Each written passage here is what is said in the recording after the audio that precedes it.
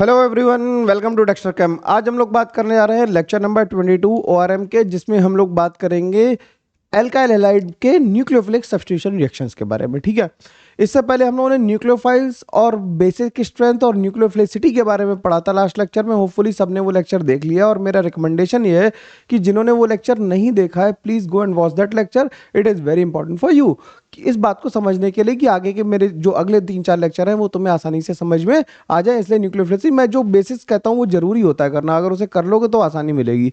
तो हम लोग अपनी बात शुरू करें उससे पहले मैं बता दूं कि इसमें हम लोग SN2 रिएक्शन के बारे में बात करेंगे केवल आज, और SN2 को बहुत डिटेल में पढ़ेंगे। It will take a time, तो आराम से बैठो और ध्यान से बात सुनो। ठीक है, अब एल्काइल हैलाइड की अगर हम चैप्टर की बात करें तो एल्काइल हैलाइड क्या होते हैं? एल्काइल हैलाइड होते हैं RX।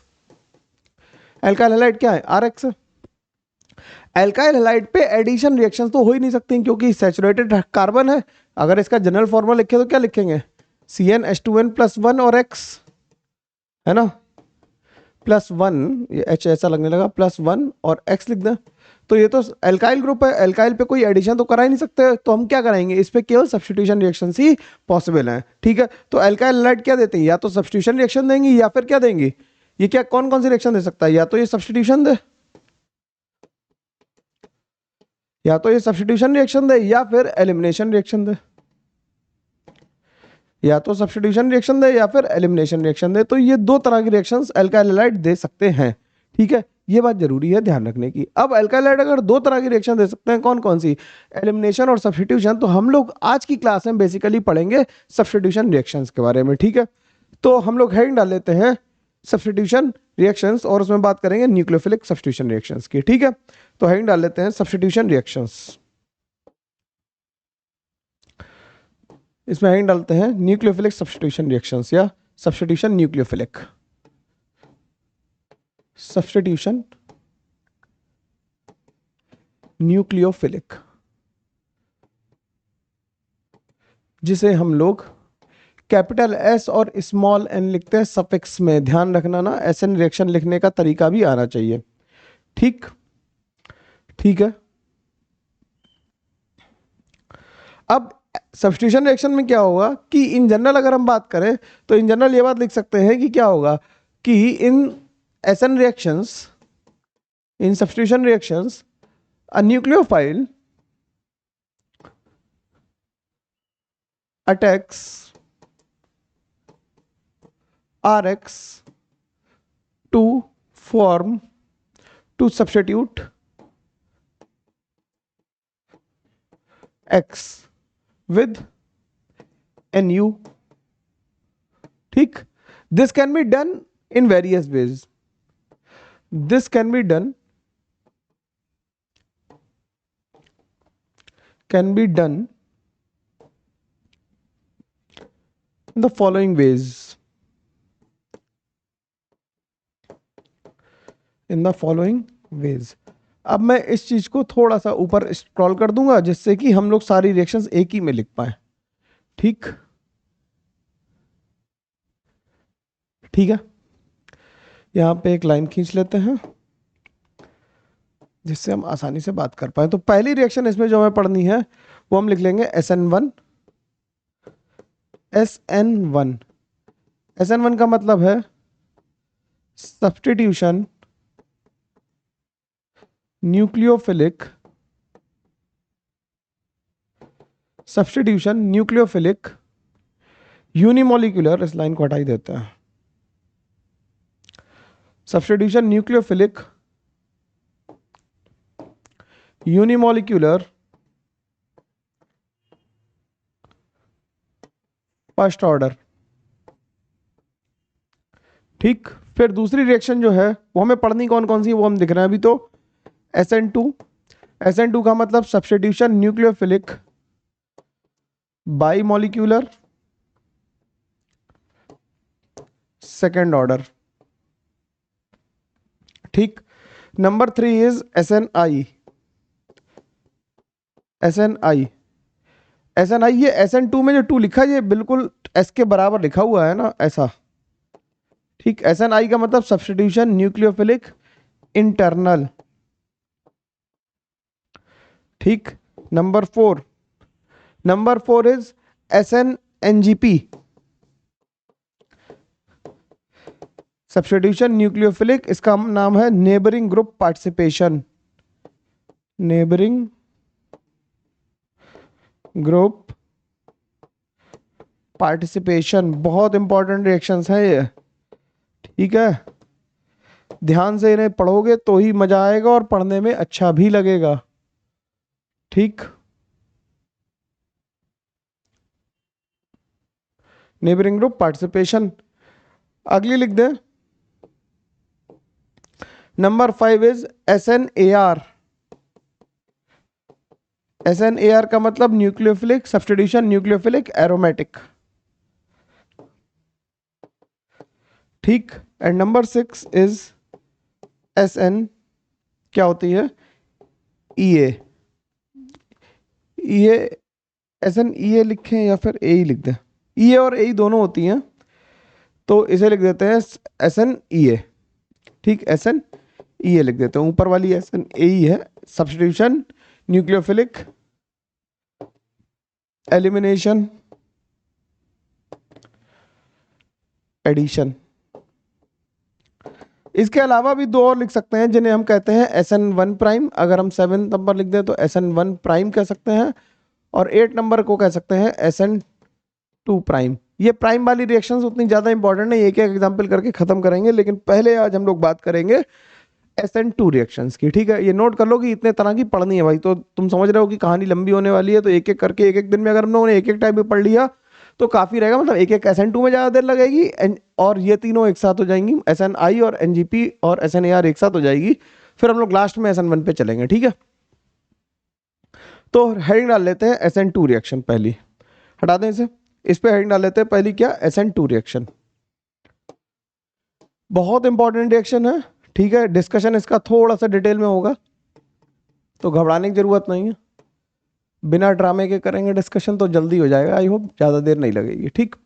SN2 reaction, SN2 reaction में क्या होता है कि RX की रिएक्शन, क्या करते हैं, RX की रिएक्शन एक न्यूक्लियोफाइल से कराते हैं, और सॉल्वेंट जो लेते हैं वो लेते हैं पोलर एप्रोटिक। कैसा लेते हैं, पोलर एप्रोटिक और weekly polar protic, weekly polar protic, ठीक। तो इससे क्या बन जाता है, इससे बनता है NUR और बन जाता है X-, ठीक ठीक। ये आसान सी बात है। अब इसमें हो क्या रहा है, अगर इसकी मैकेनिज्म देखो, मैकेनिज्म तो एक लाइन में लिखी जा सकती है, चवन्नी भर की मैकेनिज्म है, लेकिन टेक्निकलिटी में बात करेंगे तो ये चवन्नी थोड़ी बड़ी हो जाएगी, 1 रुपए के बराबर हो जाएगी, ठीक है ना। तो कैसे करेंगे कि न्यूक्लियोफाइल आया, न्यूक्लियोफाइल ने RX पे अटैक किया फ्रॉम द बैक साइड और X को निकाल दिया, RX पे अटैक किया फ्रॉम द बैक साइड और X को निकाल दिया, तो ये क्या हो गई, ये हमारी हो गई RDS, तो इससे बन गया NUR और बन गया X-, ठीक ठीक है। तो अगर हम इसे और एक स्टेप में लिखना चाहें तो इसे ऐसे लिख लो, एक स्टेप और बढ़ा के लिखना चाहो तो इसने अटैक किया, तो ये R के साथ इसने बना ली ट्रांजिशन स्टेट, तो X- से जाता हुआ दिखाई देगा, ये आता हुआ दिखाई देगा, ये बन गई ट्रांजिशन स्टेट। क्या बन गई, ट्रांजिशन स्टेट बन गई, और ट्रांजिशन स्टेट से फिर क्या हुआ, फिर रिएक्शन आगे बढ़ी, तो ये बन गया NUR बन गया और X- बन गया, ठीक सही है। तो अटैक किधर से हो रहा है, न्यूक्लियोफाइल बैक साइड से अटैक कर रहा है, तो यहां पे लिख दें क्या कि back side attack of nucleophile, back side attack of nucleophile with respect to leaving group, nucleophile with respect to leaving group, leaving group के रिस्पेक्ट में बैक साइड से अटैक हुआ। लोग ये सिंपल बोल देते हैं कि बैक साइड अटैक हुआ, बैक साइड अटैक हुआ, लेकिन ये बोलना जरूरी है कि न्यूक्लियोफाइल के रिस्पेक्ट में बैक साइड से अटैक हो पाया, ठीक है। नोट कर लो इसे आराम से, कोई दिक्कत नहीं, जल्दी जल्दी नोट करो भाई, है ना, क्योंकि इसमें ज़्यादा कुछ है नहीं, रिएक्शन में हम लोगों को ज़्यादा क्या करना है, ज़्यादा हमें टेक्निकल बात को समझने की ज़रूरत है, हमें रिएक्शन में टेक्निकल बात को समझने की ज़रूरत है रादर देन कुछ एक्स्ट्रा ऑर्डिनरी करने के, ठीक है। चलो नोट कर लिया। मैं फ्रेम से बाहर इसलिए चला जाता हूँ अगर कि तुम्हें थोड़ा लिखने में आसानी हो जाए ना।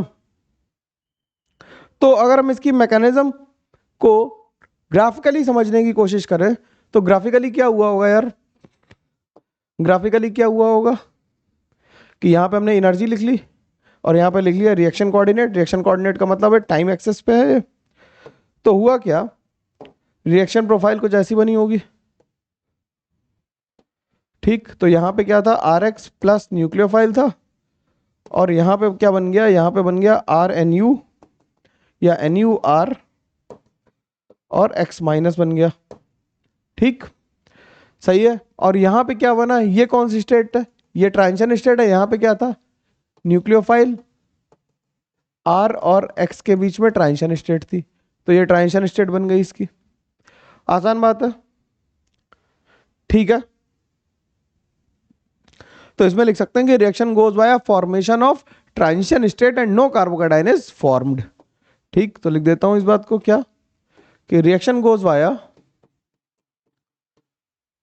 The reaction goes via transition state and no carbocation is formed.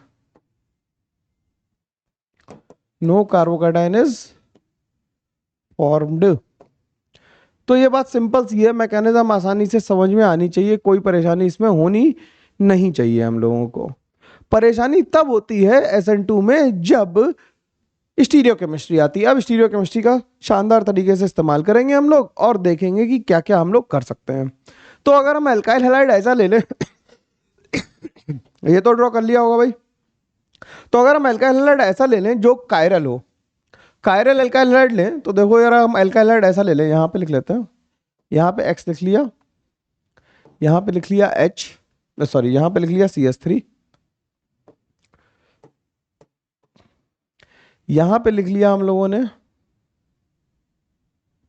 क्या लिख लें यहां पे लिख लेते हैं, यहां पे लिख लेते हैं क्या, ड्यूटेरियम, और यहां पे बना लेते हैं हाइड्रोजन, ठीक। ये बना लिया।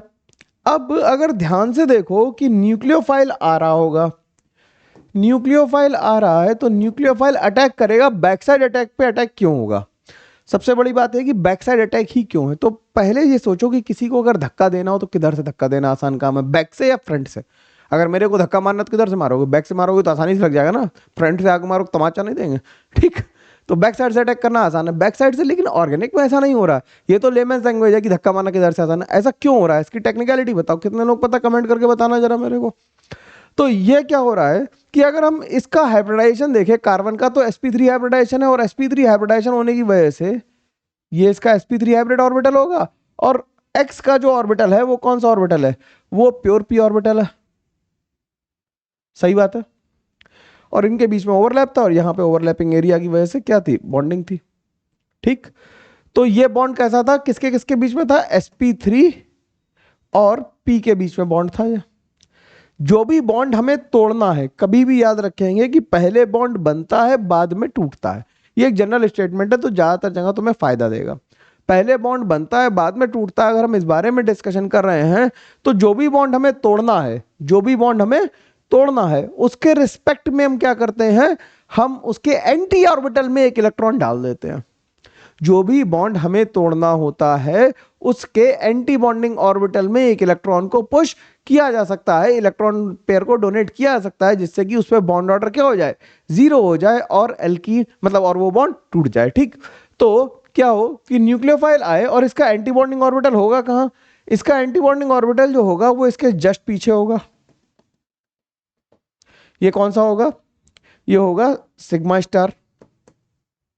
तो न्यूक्लियोफाइल ने अपने इलेक्ट्रॉन पेयर सिग्मा स्टार में दिए तो ये बॉन्ड टूटने को हो गया, ठीक, ये बॉन्ड टूटने को हो गया, ठीक सही है। तो क्या कौन से ऑर्बिटल में दिए, sigma star of CX bond में इलेक्ट्रॉन दिए, ठीक।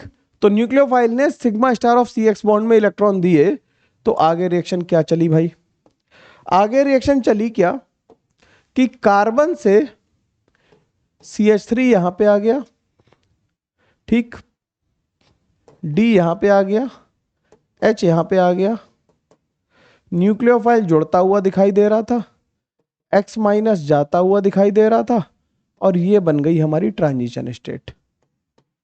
डबल डैगर से हमने ट्रांजिशन स्टेट बना दी। ठीक, ठीक है, तो लिख देते हैं the reaction goes via formation of transition state, the reaction goes via formation of, ये जो बात लिख रहा हूं बहुत इंपॉर्टेंट लिख रहा हूं, formation of transition state and in transition state को टीएस लिख दूं, and in transition state the carbon is pentavalent. कैसा है? पेंटावेलेंट है, 5 वैलेंसी ऐसा लग रहा है, pentavalent and sp2 hybridized and the angle between the leaving group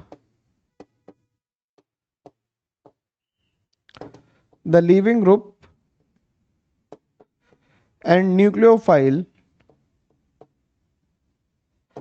is 180 degree. ठीक, ठीक है, तो ये ट्रांजिशन स्टेट बन गई। यहां तक कहानी समझ में आ गई, कोई दिक्कत की बात नहीं है। ठीक है, तो हुआ क्या कि जो ऐसे चल रहा था ये ऐसा था, धीरे धीरे घूम के देखो ऐसा ही है, ये CS3 है, ये मेरा अंगूठा पीछे आ रहा है और ये D है, ये घूम के धीरे धीरे अभी एक प्लेन में आ गए तीनों ऐसे। ठीक, अब एक प्लेन में आ गया और जैसे ही ये अटैक करेगा तो ये घूम के ऐसा हो जाएगा। ठीक, घूम के ऐसा हो जाएगा, तो कैसे लिखेंगे इसे?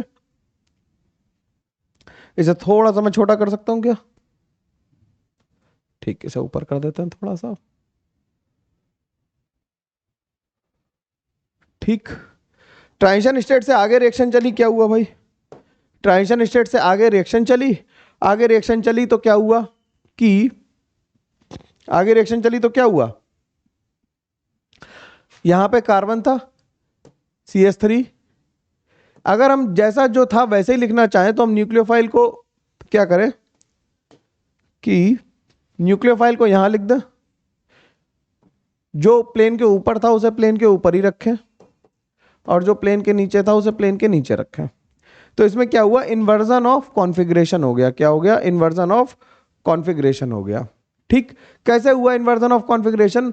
तो इसे एक सवाल के थ्रू समझेंगे, पहले लिख लो। इसमें क्या हुआ, inversion of configuration has taken place. क्या हुआ? Inversion of configuration has occurred, which is called, क्या कहते हैं इसे? Which is called Walden inversion. Walden inversion, Walden inversion, क्या कहते हैं इसे? वॉल्डन इन्वर्जन कहते हैं। बहुत इंपॉर्टेंट बात है, ध्यान रखना।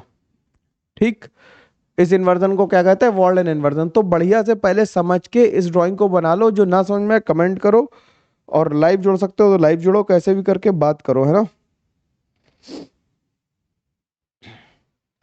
ठीक है,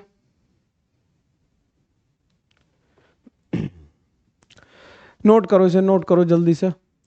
बात समझ में आई? तो ये क्या हुआ, कॉन्फ़िगरेशन चेंज हुआ। इसका कॉन्फ़िगरेशन चेंज हुआ, वो कैसे हुआ ये अभी हम लोग देखेंगे। तो अगर मैं इसका एक एग्जांपल लिख दूं तुम्हारे लिए, एक एग्जांपल लिखने का मतलब क्या है कि मैं यहां लिख दूं कि यहां पे मान लो CS3 था, लीविंग ग्रुप यहां पे Cl था, यहां पे T था, और यहां पे हमारे पास H था। ठीक, तो इस पे अगर कॉन्फ़िगरेशन निकालो, RS नोमेनक्लेचर अगर हम इस पे कर लें, और RS मैं मानता हूं कि सबको आता है, ये मैं मान के चल रहा हूं कि RS तुम्हें आता है, तभी ये बात हो रही है ना। RS आता है तो RS आता तो CIP के हिसाब से ये नंबर 1 पे हो गया, ये नंबर 2 हो गया, ये नंबर 3 हो गया, ये नंबर 4 हो गया। तो ये कैसा हुआ, 1 2 3 क्लॉकवाइज एंटी क्लॉकवाइज घूमा तो ये S आया। अब इस पे हमने एक्वस KOH की रिएक्शन करा दी, weakly polar protect OH minus क्या करेगा, बैक साइड से अटैक करेगा, Cl को निकाल के बाहर फेंक देगा। तो क्या बनेगा, जो मैंने बनाया था, क्या बनाया था, CS3 को वैसे ही रहने दिया, यहां पे क्या आ गया था, यहाँ पे आ गया T, यहाँ पे आ गया H और यहाँ पे आ गया क्या, न्यूक्लियोफाइल जो OS था। अब इसकी नंबरिंग करो, तो जब इन्वर्जन हुआ तो कॉन्फ़िगरेशन क्या आ गया, ये कैसा आ गया, ये आ गया R। तो S से क्या हो गया, R हो गया, ये S से क्या हुआ, R हो गया। तो ये क्या हुआ, इन्वर्जन ऑफ कॉन्फ़िगरेशन हुआ, इन्वर्जन ऑफ कॉन्फ़िगरेशन हुआ। इन्वर्जन ऑफ कॉन्फ़िगरेशन का ये मतलब कतई नहीं है कि वो हमेशा R से S या S से R हो जाएगा। अगर इसका ऑप्टिकल रोटेशन पॉजिटिव था तो इसका नेगेटिव होगा, ये बात तय है। लेकिन R से S हो या S से R हो ये हमेशा जरूरी नहीं है, ये मैं लिखवा दूंगा, टेंशन मत लो। पहले एग्जाम्पल के थ्रू ये समझने की कोशिश करो कि इन्वर्जन हुआ। ठीक, ठीक है, तो ये नंबर 4 है, प्रायोरिटी लिखिए। ठीक, CIP रूल्स है। अब रिएक्शन का रेट किस पे डिपेंड करेगा, इस बारे में चर्चा होनी पड़ेगी। रिएक्शन का रेट किस बात पे डिपेंड करेगा, तो वो भी लिखते हैं। ये बात समझ में आ गई यहां तक? ठीक, तो लिखते हैं रेट ऑफ रिएक्शन किस पे डिपेंड करेगा।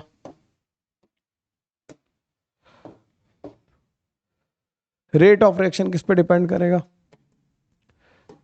रेट ऑफ रिएक्शन किस पे डिपेंड करेगा, प्रोपोर्शनल होगा किसके, क्योंकि बाइमोलिकुलर और सेकंड ऑर्डर रिएक्शन है तो RX के कंसंट्रेशन पे डिपेंड करेगा, और न्यूक्लियोफाइल दोनों के रिस्पेक्ट में कैसा होगा, फर्स्ट ऑर्डर होगा।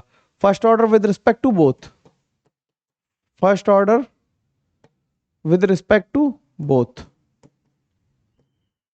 ठीक, फिर डिपेंड करेगा किस पे, डिपेंड करेगा किस पे, लीविंग ग्रुप एबिलिटी के। जितना लीविंग ग्रुप आसानी से लीव कर जाएगा उतना ही क्या होगा, रेट ज्यादा होगा। तो किस पे डिपेंड करेगा, लीविंग ग्रुप एबिलिटी पे भी डिपेंड करेगा, लीविंग ग्रुप एबिलिटी। और ये लास्ट क्लास में हम सब लोग पढ़ चुके हैं।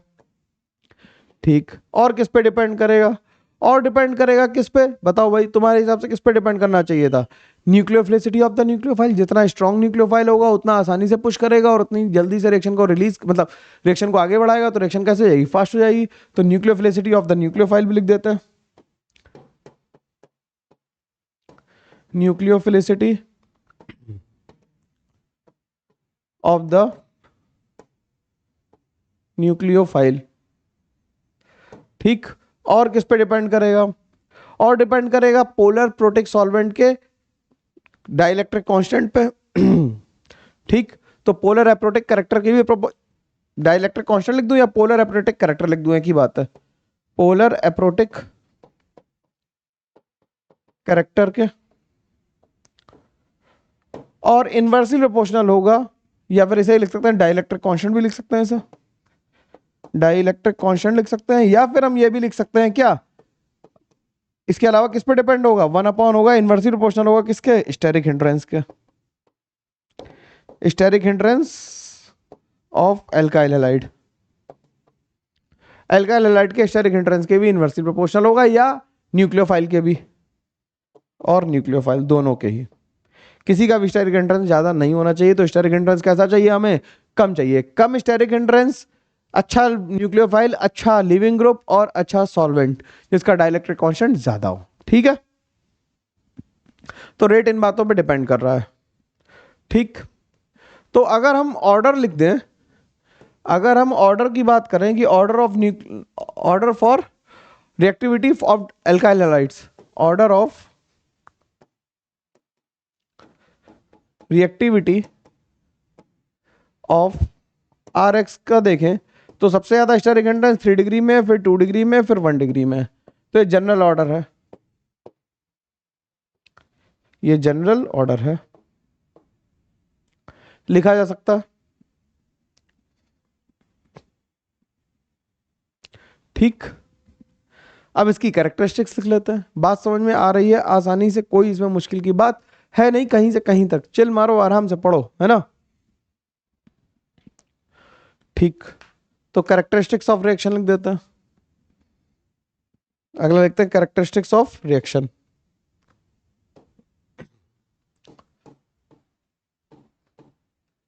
Characteristics of reaction.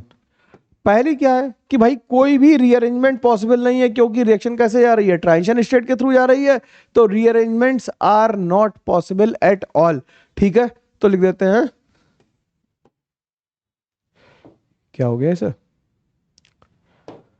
Rearrangements are not possible, rearrangement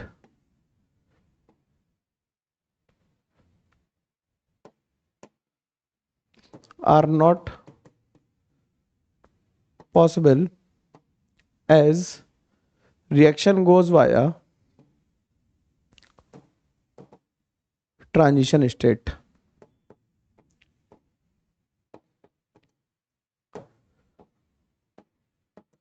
reaction goes via transition state. Reaction कैसे आ रही है? ट्रांजिशन स्टेट के थ्रू जा रही है, इसलिए कोई भी रीअरेंजमेंट पॉसिबल नहीं है। समझ में आई बात? कि अगर ट्रांजिशन स्टेट बन रही तो रीअरेंजमेंट का तो वैसे भी चांस खत्म ही हो जाता है। ठीक, बात समझ में आ रही? ठीक, दूसरी बात हम लोगों ने लिखी थी क्या कि इन्वर्जन ऑफ कॉन्फ़िगरेशन हो रहा है। क्या हो रहा है? Inversion of configuration takes place at the carbon at which the reaction is taking place. तो लिख देते हैं inversion of configuration, inversion of configuration takes place at that carbon where the SN reaction is taking place or nucleophile attacks.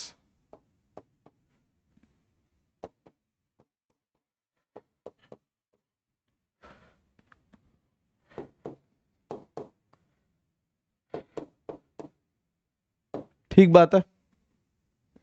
ठीक, फिर आगे मैंने क्या बताया था कि इन्वर्जन में क्या हो रहा था। इन जनरल हम ये कह सकते हैं कि R से S बन रहा हो और S से R बन रहा हो। इन जनरल हम ये कह सकते हैं कि R से S बन रहा हो या S से R बन रहा हो, लेकिन ये बात हमेशा ट्रू नहीं होगी। ठीक, अगला लिखते हैं number 3, inversion of configuration does not always mean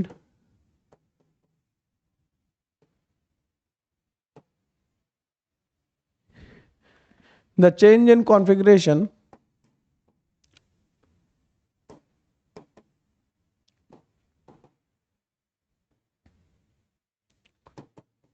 from R to S और S to R, ये हमेशा यह बात नहीं बताएगी। ठीक, जैसे अगर हम एग्जाम्पल ले लें, यहाँ पे CH3 ले लिया, यहाँ पे H ले लिया, यहाँ पे F ले लिया, यहाँ पे Cl ले लिया। ठीक, ठीक है, यहाँ पे F ले लिया, यहाँ पे Cl ले लिया, कोई दिक्कत नहीं इसमें। ठीक, अब हमने क्या किया, यहाँ पे OH माइनस डाला,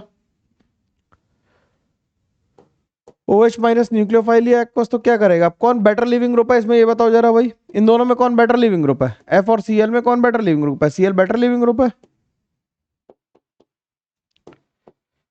तो क्या होगा? SN2 होगी और Cl निकल जाएगा। Cl निकल जाएगा तो OH इधर आ जाएगा, F इधर आ जाएगा, CH3 यहाँ रहेगा और H यहाँ रहेगा। घूम गया, देखो F और OH घूम गए अपनी पोजीशन पे, बदल दिया, ऐसे बदल दिया। अब इसमें नंबरिंग करोगे तो क्या करोगे? 1 2 3 4। तो ये कैसा आया? ये ऐसा आया। इसमें नंबरिंग करना 1 2 3 4, कैसा आया ये? 1 2 3 4 आया ये। ठीक, तो ये भी कैसा आया? ये भी ऐसा आया। तो ये S से S ही रह गया, ये चेंज नहीं हुआ। तो हमेशा कॉन्फ़िगरेशन चेंज हो ये जरूरी नहीं है। ठीक, क्योंकि R और S नॉमेनक्लेचर जो डिसाइड कर रहा है वो CIP कर रहा है, लेकिन अगर इसका ऑप्टिकल रोटेशन पॉजिटिव है तो ये पक्की बात है कि इसका रोटेशन नेगेटिव होगा। इससे एक बात हमें ये भी समझ में आ गई कि RS का पॉजिटिव और नेगेटिव से कोई लेना देना नहीं है, मतलब कि क्लॉकवाइज या एंटी क्लॉकवाइज से कोई लेना देना नहीं है। किसका?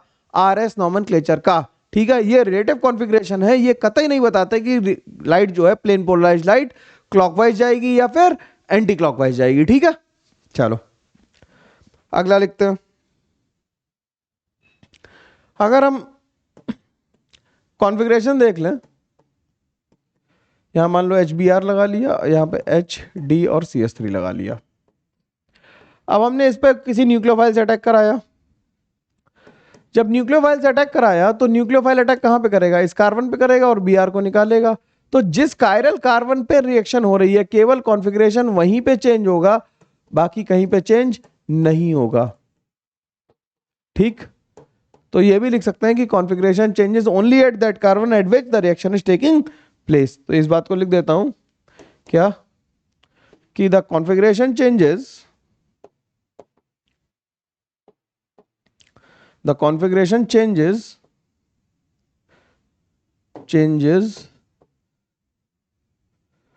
only at that carbon, only at that carbon at which reaction is taking place and other chiral carbons intact their configuration। ठीक, सबको छेड़ेंगे नहीं, जरूरी बात ध्यान रखेंगे, बिल्कुल भूलेंगे नहीं। ठीक है, नोट करते चलो भाई फटाफट। ये मेजर थ्योरी वाले पॉइंट थे एसएन रिएक्शन के। ठीक है, और एक बात जरूरी है कि एसएन रिएक्शन की जो कंपीटिंग रिएक्शन होती है, हम लोगों ने कितने पॉइंट लिख लिए थे? 3 लिख लिए थे, चौथे पे आ जाते हैं, लिख देते हैं द कंपीटिंग रिएक्शन, नंबर 4 लिख देते हैं ऐसा। द कंपीटिंग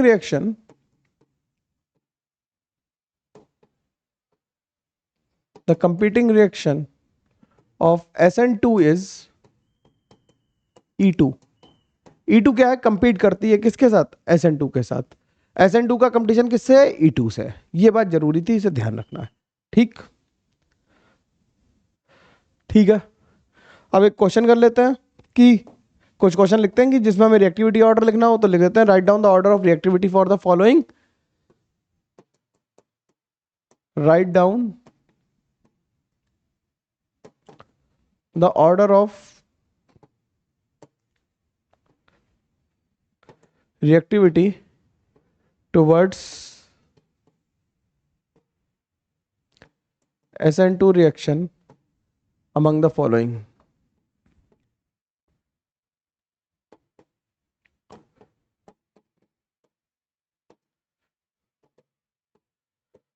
ठीक, तो पहला क्वेश्चन तो छोटे से ही शुरुआत कर लेते हैं।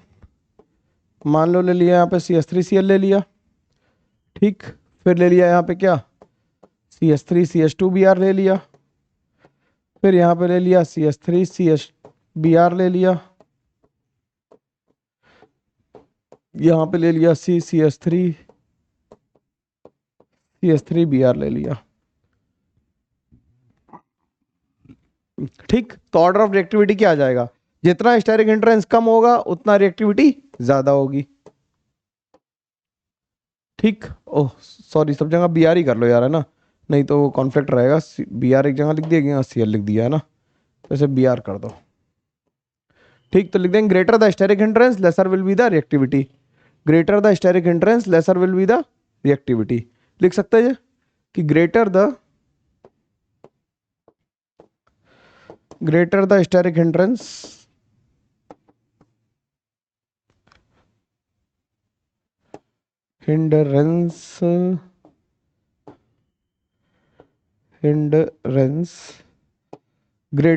lesser will be the reactivity, lesser will be the reactivity। ठीक, lesser will be the reactivity. Steric hindrance जितना ज्यादा होगा रिएक्टिविटी उतनी कम होगी। ठीक, ये बात तो आसानी से समझ में आ रही है, इसमें कोई परेशानी नहीं है। ठीक, चलो अगला देखते हैं क्वेश्चन देखते जाते हैं, है ना। 10-15 क्वेश्चन देख लेंगे तो हमारा काम बढ़िया से हो जाएगा। फिर नंबर 2, यार तुम लोग पाम रिजेक्शन वाला बोर्ड बनाना बड़े होके, है ना, सब लोग मिलके। टीचर्स को बहुत फायदा होगा इससे। ये पाम रिजेक्शन नहीं आता तो दिक्कत होती है। अब अगर ध्यान से देखो कि बीटा कार्बन पे भी अगर अल्फा में तो ये सब में 1 डिग्री है, बीटा कार्बन पे भी अगर स्टेरिक हिंड्रेंस बढ़ेगा तो क्या होगा, रिएक्टिविटी। अगर बीटा कार्बन पे भी स्टेरिक हिंड्रेंस बढ़ेगा तो भी रिएक्टिविटी क्या हो जाएगी, कम हो जाएगी। अगर बीटा कार्बन पे भी स्टेरिक हिंड्रेंस बढ़ेगा तो रिएक्टिविटी कम हो जाएगी। ठीक, ध्यान रख पाओगे बात को कि अगर बीटा कार्बन पे स्टेरिक हिंड्रेंस बढ़ेगा तो रिएक्टिविटी कम हो जाएगी। फटाफट इसका आंसर लिखो अपने आप, फिर मैं लिख देता हूं, तुम लिख लो पहले एक बारी।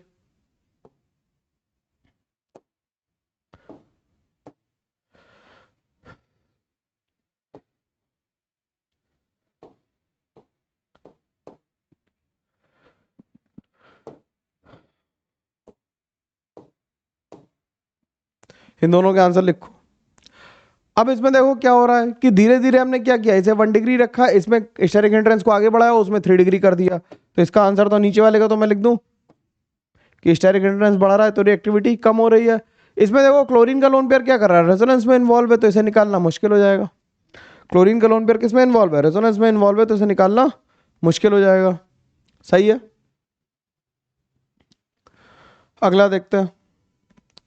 ये समझ में आ रहा है बिल्कुल बढ़िया से। चलो एक क्वेश्चन का आंसर और लिखोगे तुम अपने आप, नंबर 5 का। अगर हम लिख लें कि आर सी एल ले ले, सॉरी आर एफ ले लेते हैं, आर सी एल ले लेते हैं, आर बी आर ले लेते हैं और आई ले लेते हैं। लिखो आंसर फटाफट। अब हम क्या करें, आर एक्स की रिएक्शन करा दें न्यूक्लियोफाइल से। इसे एक बार 1 मोल ले लिया तो रेट R1 लिखा इसके लिए। ठीक, रेट क्या लिखा, R1 लिखा इसके लिए।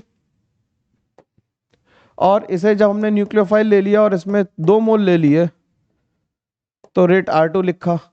तो R1 और R2 में रिलेशन क्या आएगा। अब हमें पता है कि न्यूक्लियोफिलिक सब्स्टिट्यूशन रिएक्शन SN2 है, ये 1 डिग्री अल्काइल हाइड्राइड लिख देते हैं यहाँ पे। तो अगर SN2 की बात हो रही है और SN2 की बात हो रही है तो न्यूक्लियोफाइल का कंसंट्रेशन जितना ज्यादा होगा रिएक्शन का रेट उतना ज्यादा आएगा, तो R2 will be greater than R1 आ जाएगा। और इसमें लिविंग ग्रुप एबिलिटी पे देखेंगे, जिसकी लिविंग ग्रुप एबिलिटी ज्यादा होगी वो क्या होगा, बेटर क्या होगा, रिएक्टेंट होगा, बेटर, ज्यादा तेज रिएक्ट करेगा। ठीक है, सिंपल सी बात है, कोई दिक्कत नहीं।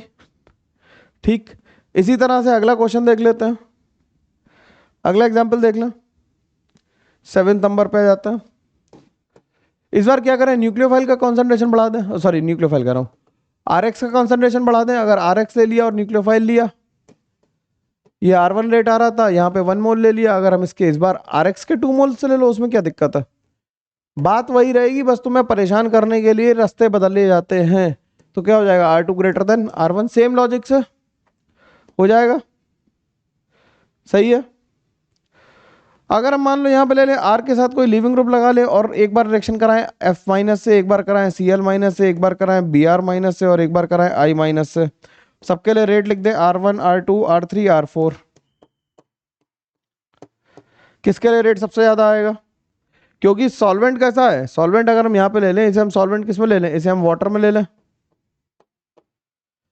ठीक, अगर हम सॉल्वेंट कैसा ले लें, सॉल्वेंट हम ले लें वाटर ले लें, तो रेट किसका ज्यादा आएगा। सॉल्वेंट अगर वाटर ले लिया तो हम जानते हैं कि आई माइनस बेटर न्यूक्लियोफाइल होगा, आई माइनस बेटर न्यूक्लियोफाइल होगा, तो क्या आएगा, रेट सबसे ज्यादा R4 का आएगा, फिर R3 का आएगा, फिर R2 का आएगा और फिर R1 का आएगा। ठीक है, तुम्हें सेम क्वेश्चन करना है डीएमएसओ के साथ। डीएमएसओ के साथ तुम्हें लिखना है आंसर, होमवर्क है ये। ठीक है, डीएमएसओ के साथ तुम्हें होमवर्क है, अपने आप लिख के बताना है कि क्या होगा। देखो, जब हम लोग सब्स्टिट्यूशन रिएक्शंस कर रहे हैं ना, तो हम इसे ज्यादा सारी एक साथ नहीं पढ़ा सकते, एक दिन में तुम्हारी बात ऊपर से निकल जाएगी सारी, और ये समझ में नहीं आया तो 1 घंटा वही बर्बाद हो गया जो डिस्कशन में लग गया। ठीक, इसलिए थोड़ा करेंगे, अच्छे से करेंगे। ठीक, तो 9th वाला तुम्हारा क्या हो गया, होमवर्क हो गया। ठीक, 10th वाला भी होमवर्क के लिए ही दे दूं, मैं सोच रहा हूं 10th वाला भी होमवर्क के लिए दे दूं। चलो देखते हैं, 10th वाला भी होमवर्क के लिए देता हूं। आर के साथ लिविंग ग्रुप लगा लिया और इसमें अब की बार हम लोगों ने जो न्यूक्लियोफाइल लिया वो देखो ये ले लिया, इसमें ये R1 हो गया, O माइनस के साथ एसेटेटाइन ले लिया, ये R2 हो गया, टोसाइलेट ले लेते हैं,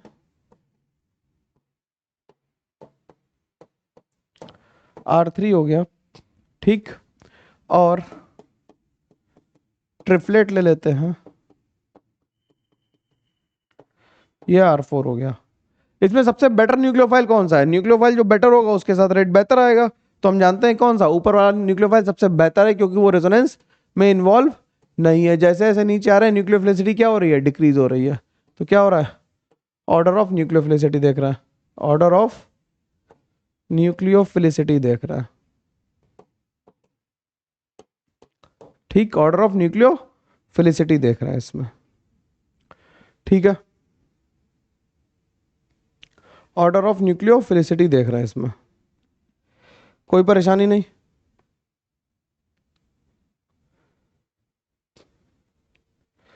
ठीक है,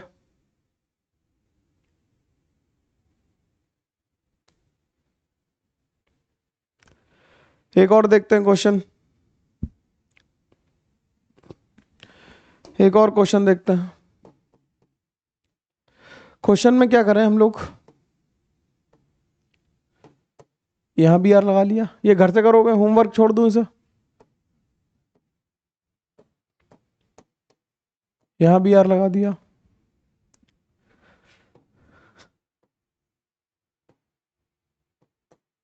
यहां भी आर लगा दिया,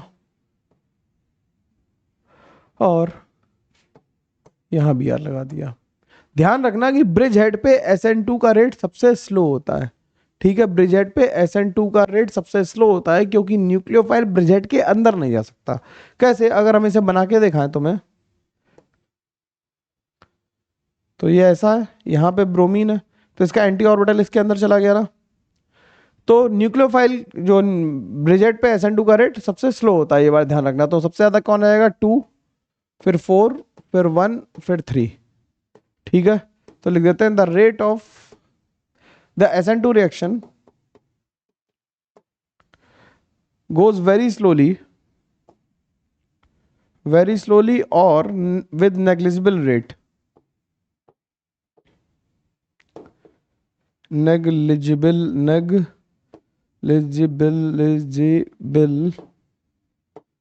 rate with bridge head। Bridge head के साथ क्या करता है कि ये नेग्लिजिबल रेट के साथ चलते हैं, ठीक है, ब्रिज हेड के साथ क्या चलते हैं? नेग्लिजिबल रेट के साथ चलते हैं। अब एक क्वेश्चन जो कॉपी का लिखा हुआ था,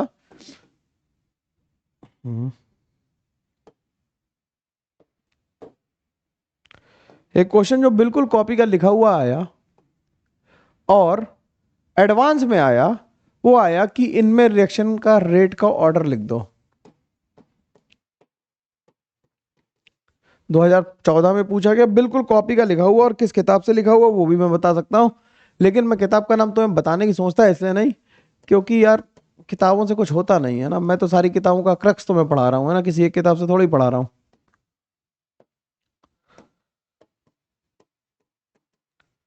ठीक,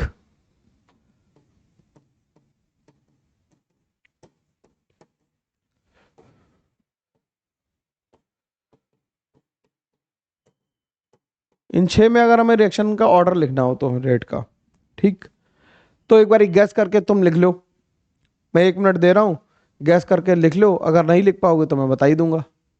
तुम ट्राई कर लो पहले कि क्या हो सकता है, आराम से ट्राई करो, देखते तुम कितना वाइल्ड गैस कर सकते हो, कितने परमुटेशन कॉम्बिनेशन से आंसर आते हैं, और मेरे को कमेंट में चाहिए, ठीक है ना, कमेंट में चाहिए मेरे को आंसर, ठीक।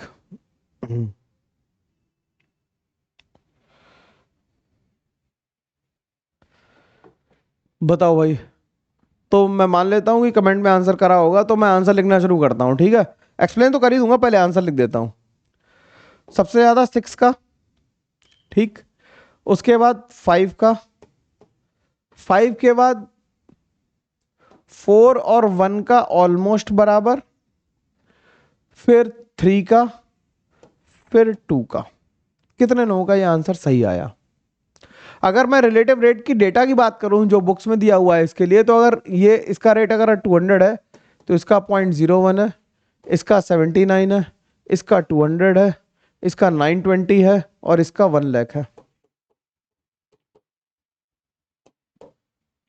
कैसे, इस बारे में डिस्कशन कर लेते हैं थोड़ा सा। ठीक है, थोड़ा ही करेंगे, ज्यादा तुम समझ नहीं पाओगे। तो हमें यह याद रखना है कि जब भी अल्फा पोजीशन पे हेलो कार्बोनाइल आ जाए तो वहां पे SN2 का रेट एक्सेप्शनली ज्यादा होता है। ठीक है, तो alpha halo carbonyls have exceptional या exceptionally high rate for SN2। ठीक, अब देखो क्या हुआ, यहां से यहां चले, जब यहां से यहां गए तुम, तो क्या हुआ, स्टेरिक एंट्रेंस बढ़ा, एक एच हट के CH3 लग गया, CH3 लगने से स्टेरिक एंट्रेंस बढ़ा और रेट सडनली डिप कर गया। फिर यहां पे क्या हुआ, मैं मतलब एक एक करके अब इसे एक्सप्लेन कर देता हूं, है ना। इसे पहले नोट कर लो, इसे फिर मैं अगली स्लाइड पे ही एक्सप्लेन करूंगा। इसे कर लो, इसे नोट आराम से नोट कर लो, इसे फिर एक्सप्लेन करता हूं अगले।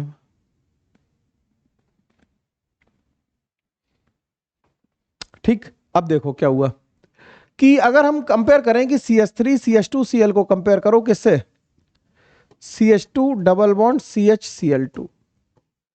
ध्यान से देखना कि ये पाई इलेक्ट्रॉन क्लाउड इसे पुश कर सकता है, यानी कि ये पाई इलेक्ट्रॉन क्लाउड जो है, जो ट्रांजिशन स्टेट को क्या करता है, स्टेबलाइज करता है। क्या करता है, ट्रांजिशन स्टेट को स्टेबलाइज करता है, pi electron cloud electron donate करके, तो इसलिए इसका रेट बढ़ जाता है। अब इसमें एक पाई इलेक्ट्रॉन स्टेबलाइज कर रहा है, बेंजीन में कितने कर रहे हैं, इसका रेट कितना था, 79 था। बेंजीन में कितने पाई इलेक्ट्रॉन कर रहे हैं यही काम, बेंजीन में अगर ध्यान से देखोगे तो 3 पाई इलेक्ट्रॉन यही सेम काम कर रहे हैं रेजोनेंस कर करके, तो इसका रेट 79 इंटू 3 आना चाहिए था। 79 इंटू 3 कितना होता, 237। लेकिन क्योंकि ये रिंग का साइज भी बड़ा हो गया, लार्ज हो गया, तो स्टेरिक फैक्टर भी इन्वॉल्व हुआ होगा, स्टेरिक हिंड्रेंस थोड़ा बढ़ गया होगा।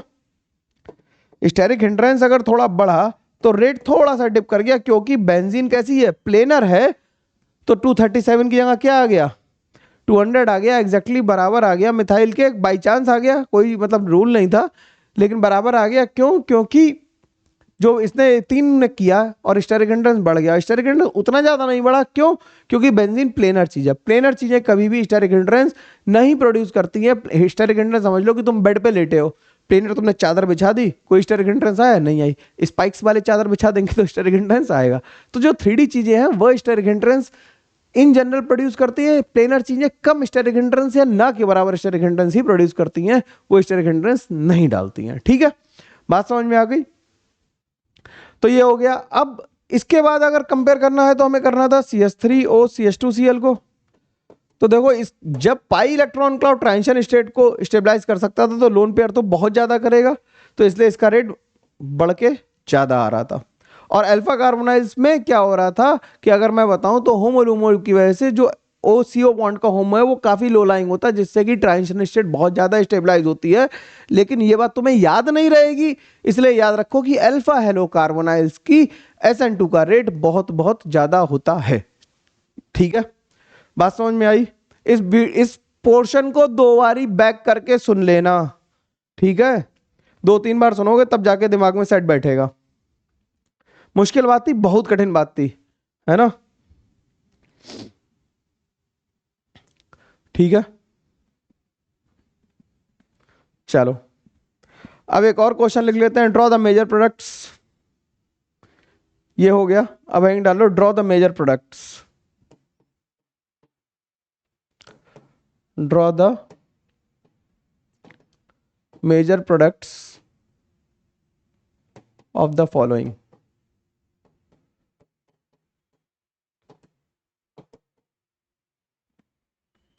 Draw the major product of the following. तो लिखना शुरू करते हैं। पहला सवाल,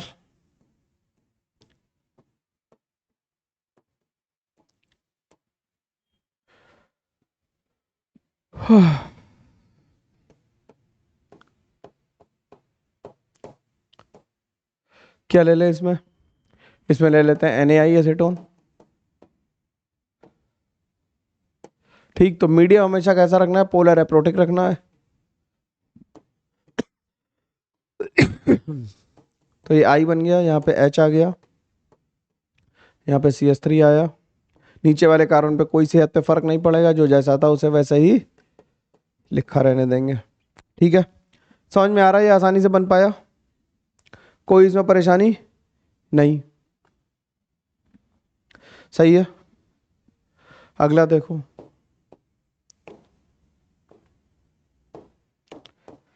यहाँ CH2Br लिख लिया और यहाँ Br लिख लिया, ये बड़ा कॉमन सा सवाल है। इसकी रिएक्शन मान लो हम करा देते क्या, अमोनिया और ETOH से। ठीक, अमोनिया और ये ETOH लिखा है, तो NH2 लगेगा। अब जो बेंजीन रिंग से डायरेक्टली ब्रोमीन जुड़ा हुआ है उसका तो मतलब रेजोनेंस की वजह से उसमें डबल बॉन्ड करेक्टर है, तो कौन सा सब्स्टिट्यूट होगा, जो 1 डिग्री पे लगा हुआ है। आसान है, ठीक, नोट करते चलो भाई सभी। ठीक है, चलो एक और देख लेते हैं।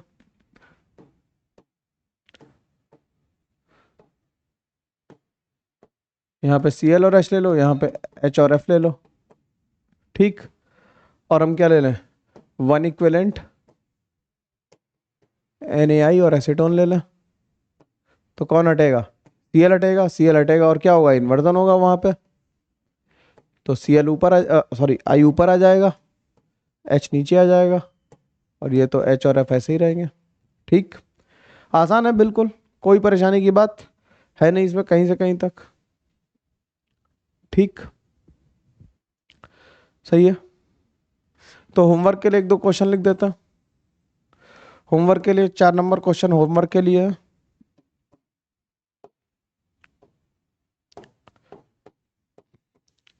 CH3 लिया और I लिया यहाँ पे, इसकी रिएक्शन NBS1 इक्विवेलेंट से करा दी, A बना, A की रिएक्शन करा दी CH3SNA से, B बना। A और B तुम्हें आइडेंटिफाई करना है, A और B क्या बना होगा। ठीक, ठीक है, अगला देखो। अगला क्या करें, हम लोग एक एग्जांपल लेते हैं जिसमें हम लोग ऑप्टिकल रोटेशन वाले क्वेश्चन को करने की कोशिश करते हैं। देखो इसे कैसे करेंगे। तो हमने क्या किया, हमने ले लिया MECH CH2PH और OH, मान लिया इसका ऑप्टिकल रोटेशन पॉजिटिव था।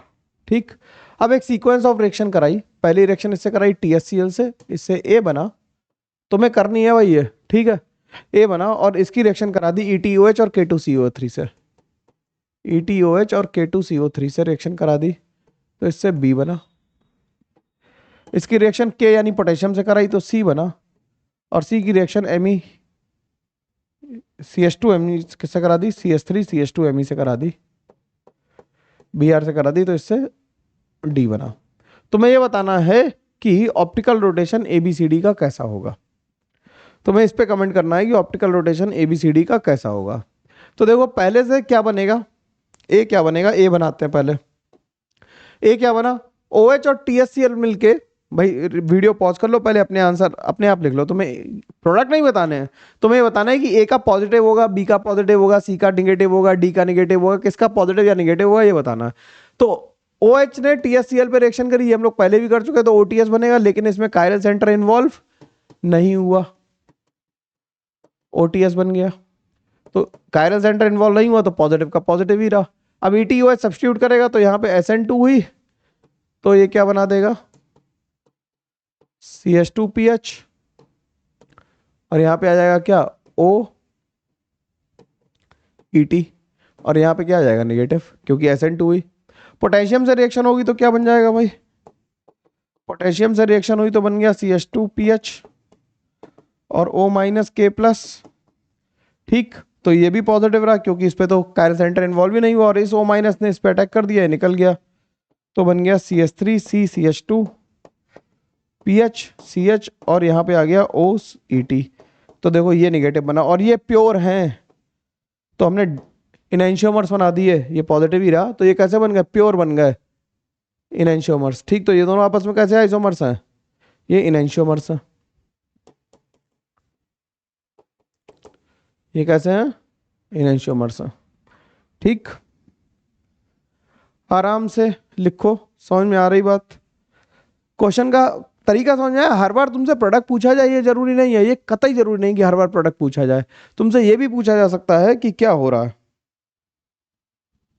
ठीक है, ये बिल्कुल भी जरूरी नहीं है कि प्रोडक्ट पूछा जाए तुमसे। ठीक है, नोट करते रहो भाई। अब आगे की रिएक्शन देखते हैं।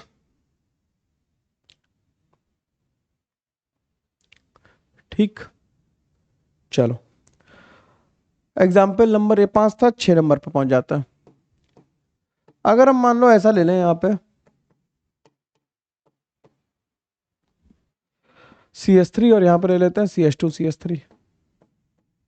ये पॉजिटिव था। अगर इसकी रिएक्शन PCl5 से कराएंगे तो SN2 होगी। एग्जाम्पल ही लिख रहा हूं कि ध्यान रखना PCl5 के साथ क्या होती है, SN2 होती है। तो Cl लग जाएगा यहाँ पे, लेकिन कैसा आएगा, नेगेटिव आएगा। PCl5 से SN2 होती है, जबकि अगर हम SOCl2 से रिएक्शन करा दें तो ये SNI का एग्जाम्पल लिख रहा हूं। SNI माने सब्स्टिट्यूशन न्यूक्लियोफिलिक इंटरनल, अगली क्लास में से डिस्कस भी करेंगे। तो इससे जो कंपाउंड बनेगा उसका जो ऑप्टिकल रोटेशन आएगा वो पॉजिटिव ही आएगा। ठीक, ठीक है, तो इसमें समस्या नहीं आनी चाहिए। ठीक, अब इससे एसोसिएटेड रिएक्शंस, SN2 से एसोसिएटेड रिएक्शन हम लोग नेक्स्ट क्लास में ही करें, आई होप तभी ठीक रहेगा। वैसे जो सिंपल सिंपल है फिंकरस्टीन और स्वार्ट्स वो तो अभी भी कर सकते हैं हम लोग। चलो कर ही लेते हैं, फिंकरस्टीन और स्वार्ट्स 2 रिएक्शन कर लेते हैं। तो अगली रिएक्शन लिख लेते हैं फिंकरस्टीन रिएक्शन। फिंकरस्टीन रिएक्शन, फिंकरस्टीन में क्या होता है कि RX की रिएक्शन NaI एसीटोन से करा देते हैं, और X क्या है यहाँ पे, Cl या Br। वैसे क्योंकि Br लगाना मतलब I लगाना मुश्किल काम होता है तो Ri बन जाता है, और NaX क्या होता है, प्रेसिपिटेट हो जाता। ठीक, ये फिंकरस्टीन। और स्वार्ट्स भी लिख लो, एक लाइन की है स्वार्ट्स भी। स्वार्ट्स रिएक्शन में क्या करते हैं हम लोग, स्वार्ट्स रिएक्शन में RX की रिएक्शन किससे कराते हैं, AgF से कराते हैं इन प्रेजेंस ऑफ एसीटोन। तो इससे RF बन जाता है और AgF प्रेसिपिटेट हो जाता है। तो ये छोटी छोटी रिएक्शंस हैं जिन्हें आसानी से करा सकते हैं। इसमें एसीटोन ले लो, चाहे DMSO ले लो, कुछ भी ले लो।